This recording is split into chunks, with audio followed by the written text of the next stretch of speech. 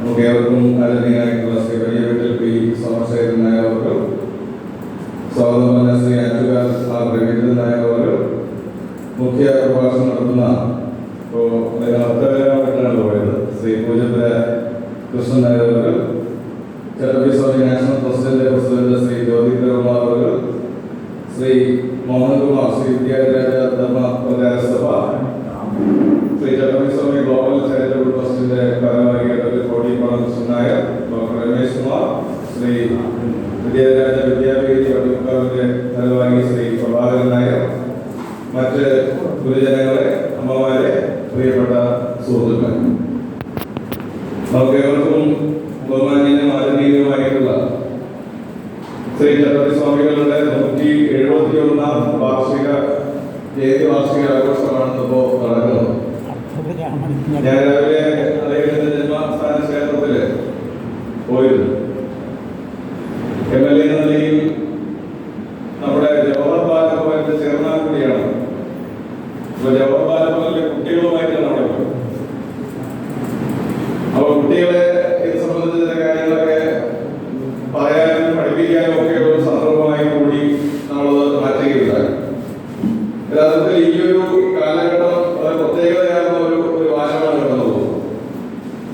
ഇപ്പോ ശ്രീനാരായണ ഗുരുദേവന്റെ 170-ാം ജയന്തി, ചട്ടമ്പി സ്വാമികളുടെ 171-ാം ജയന്തി, അടുത്ത 28-ാം തീയതി അയ്യങ്കാളിയുടെ 161-ാം ജയന്തി, ഇതിനിടയിൽ നാളെ ശ്രീപ്രഭാകരൻ ജയന്തി, അല്ലെ?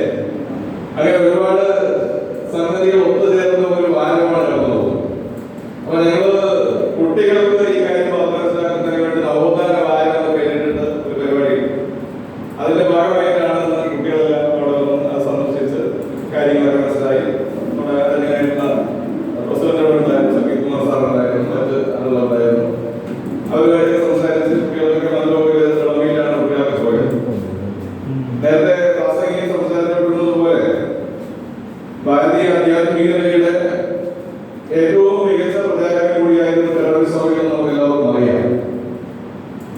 അദ്ദേഹം അങ്ങനെ ആയിരിക്കുമ്പോൾ തന്നെ നവോത്ഥാന ദീപത്തിലേക്ക് നമ്മുടെ നാടിനെ എത്തിക്കാൻ വലിയ പരിശ്രമം അദ്ദേഹം നടത്തി.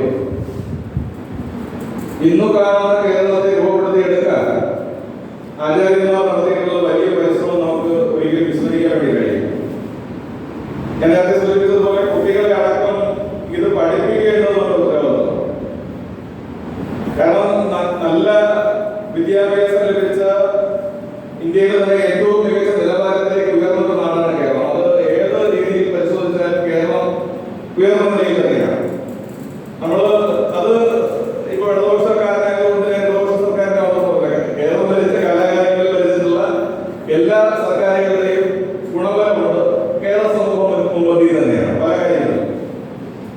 പക്ഷെ ഞാനത് പറയുമ്പോൾ പോലും നമ്മുടെ കുട്ടികൾക്ക് ഇപ്പോഴും ചില കാര്യങ്ങളിൽ നമുക്ക് വിദ്യാഭ്യാസം കൊടുക്കാൻ കഴിയുന്നില്ല. പ്രത്യേകിച്ച് സാമൂഹ്യപരമായിട്ടുള്ള കാര്യങ്ങളെ സംബന്ധിച്ച് അന്ധവിശ്വാസങ്ങളും അനാചാരങ്ങളുമൊക്കെ നാം കൂടി വരികയും എന്തെല്ലാം വാർത്തകളാണ് ഓരോ ദിവസവും നടന്നുകൊണ്ടിരിക്കുന്നത്. നമ്മുടെ ഞാനിപ്പോൾ എല്ലാ കാര്യങ്ങളും സൂചിപ്പിക്കുന്നത് വട്ടിയൂർക്കാവിൽ തന്നെ 2 അധ്യാപകർ മരണപ്പെട്ടു.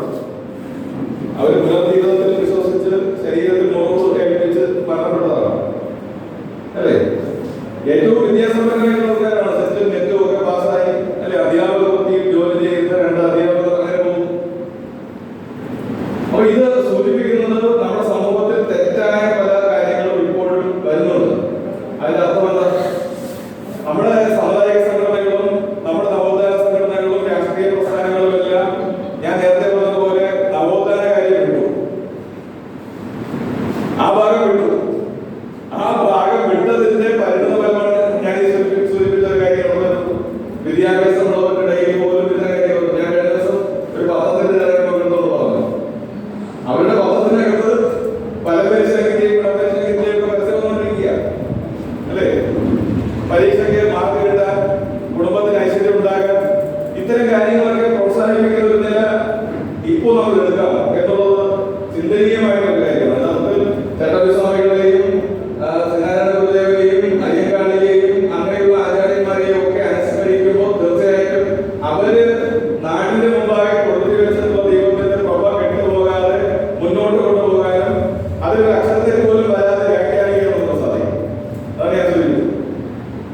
കൃത്യമായി വ്യാഖ്യാനിച്ച് പുതിയ തലമുറയെ പഠിപ്പിക്കാൻ നമ്മൾ ബോധപൂർവമായിട്ടുള്ള ശ്രമം നടത്തേണ്ട ഒരു കാലഘട്ടമാണ്.